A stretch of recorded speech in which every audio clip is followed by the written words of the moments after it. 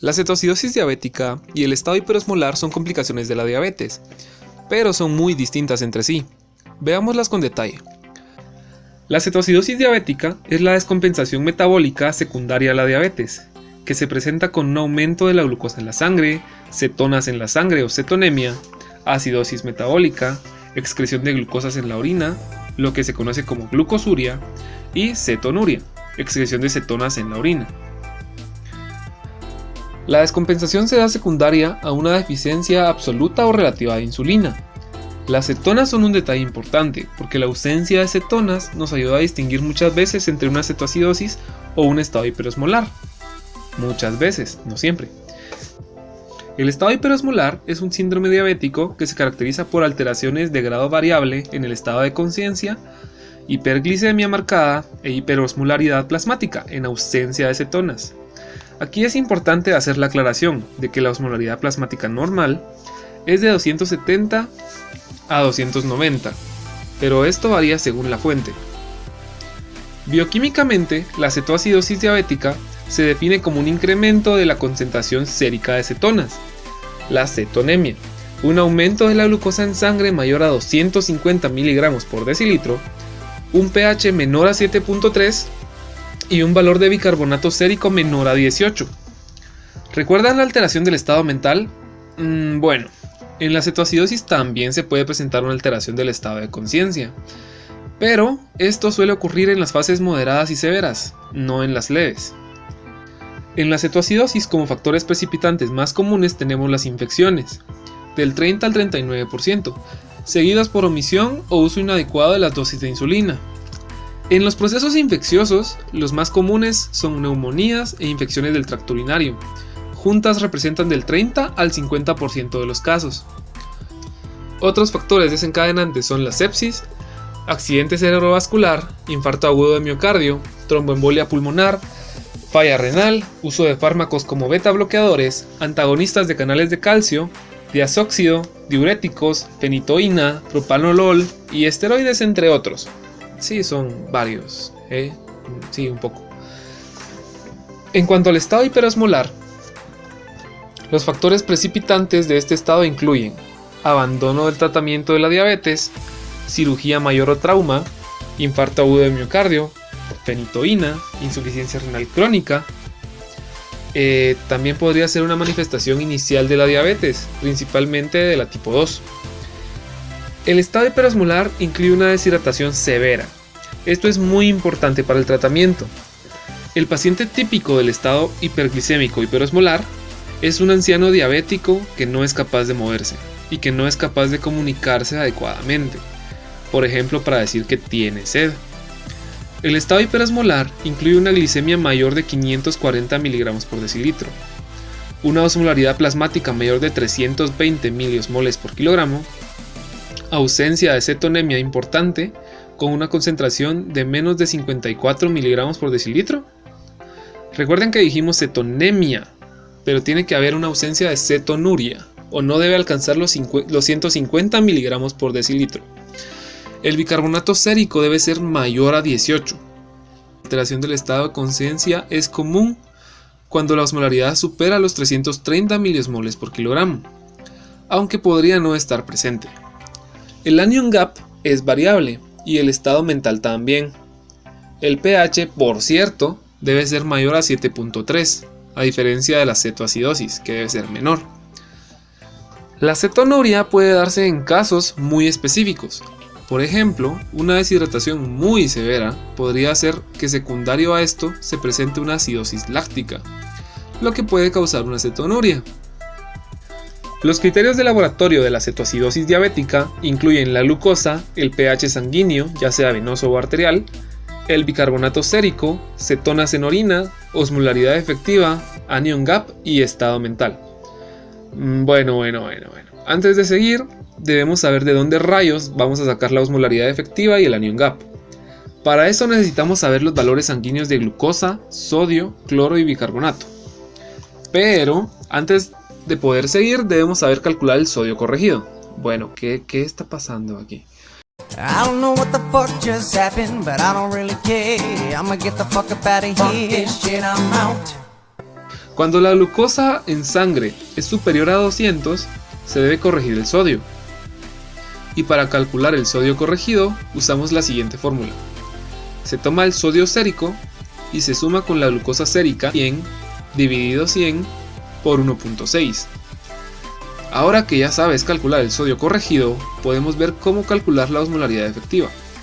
La osmolaridad efectiva es igual a 2 veces el sodio corregido más la glucosa dividido 18. Nótese esta palabra, efectiva.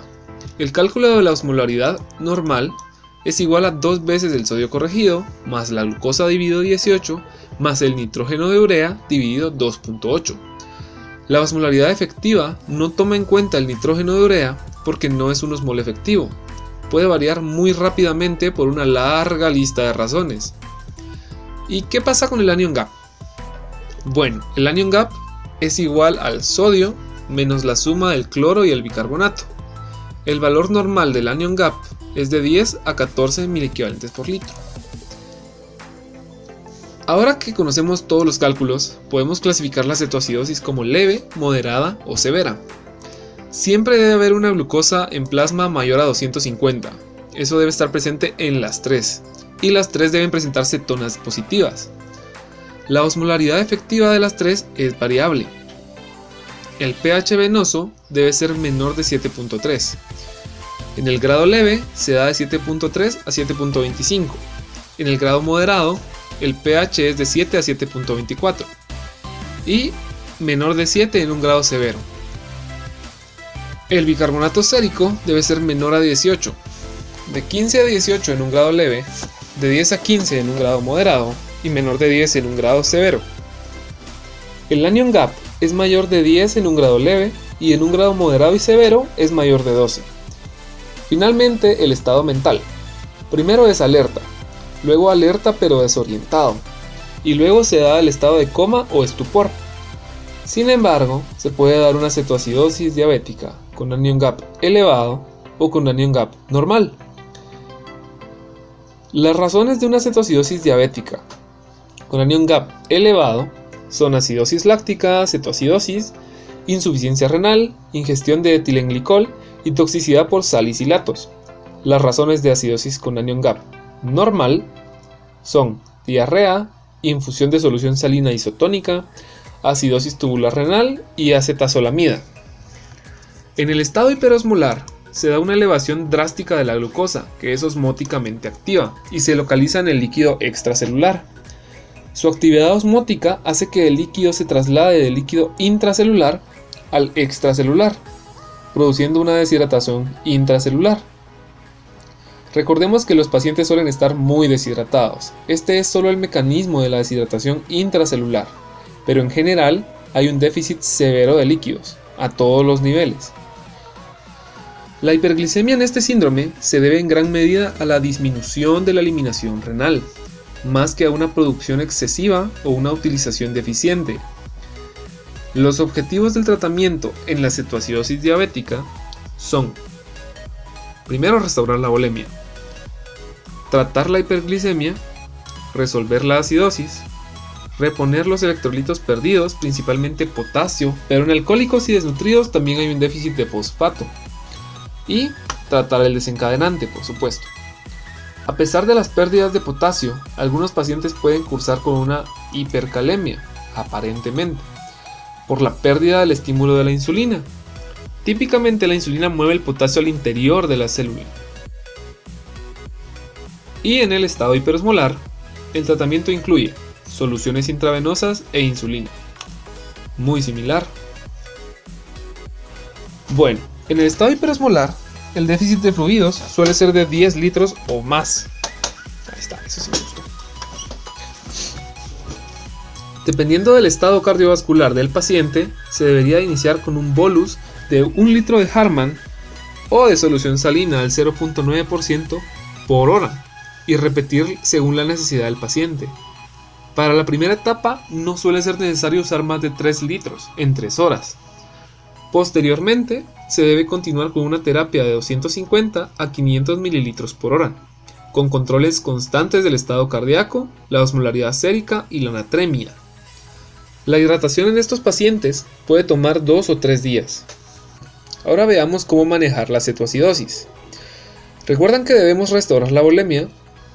Pues bien, si el paciente está severamente hipovolémico, se tienen que utilizar soluciones salinas al 0.9% a una velocidad de 1 litro por hora, hasta un máximo de 3 litros en 3 horas.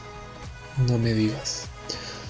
Posteriormente se debe hacer el cambio a solución al 0.45 o a solución Hartmann. Ahora veamos la insulina de cada uno de los casos. En el estado hiperosmolar se debe utilizar una dosis inicial de insulina cristalina de 0.15 unidades por kilo de peso sin sobrepasar 10 unidades de insulina cristalina, continuando con una infusión continua de 0.1 unidades por kilo por hora, hasta que la glicemia llegue por debajo de 250. En ese momento se disminuye a 0.05 unidades por kilo por hora y se inicia una solución de dextrosa al 5%. Es importante que la insulina se administre siempre y cuando el potasio sérico sea mayor de 3.3. Si el potasio sérico es menor, se debe retrasar la insulina hasta que el potasio esté mejor por el efecto de la insulina que ya mencionamos.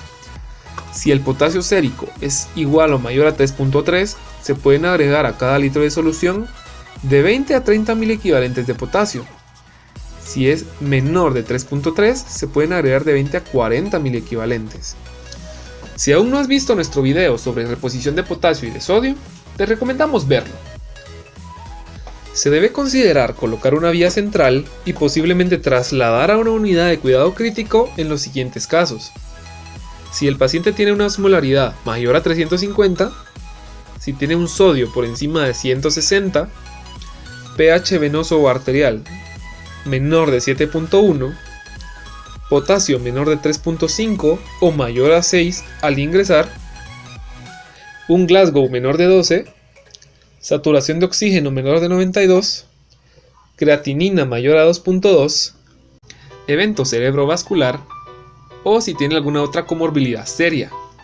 En la cetoacidosis se da un bolus inicial de insulina crista igual que al del estado hiperosmolar y luego se pasa una infusión continua de 0.1 unidades por kilo, generalmente 7 unidades por hora. Al disminuir la glicemia por debajo de 250, se disminuye la dosis al 50% de insulina. Si en una hora no se obtiene una disminución de glucosa de 50 a 60 mg por decilitro, se debe doblar la dosis de insulina hasta lograr la disminución deseada. La disminución de la glucosa no debe ser mayor a 75 mg por hora. Esto no se recomienda porque se puede causar un edema cerebral iatrogénico. De nuevo, se debe retrasar la administración de insulina hasta que la concentración sérica de potasio sea mayor de 3.3. Para evitar descensos demasiado rápidos de la glicemia y poder continuar administrando la insulina en infusión hasta llegar a una estabilización adecuada del paciente, se debe agregar una solución de dextrosa 5% cuando la glucosa descienda por debajo de 250 mg por decilitro. De esta forma podemos controlar de mejor manera la cetoacidosis. ¿Y cuáles son los criterios para decir este paciente ya no tiene cetoacidosis o este paciente ya no tiene el estado hiperosmolar? Bueno, en cetoacidosis diabética, un pH mayor de 7.3, una glucosa menor de 200, un bicarbonato mayor de 18, un anion gap menor de 12 y por supuesto ausencia de cetonemia. En el estado hiperosmolar, una deshidratación ya corregida, llegar a una osmolaridad normal, llegar a una glicemia menor de 250 y llegar a un adecuado nivel cognitivo. Posterior a eso se puede iniciar tolerancia oral.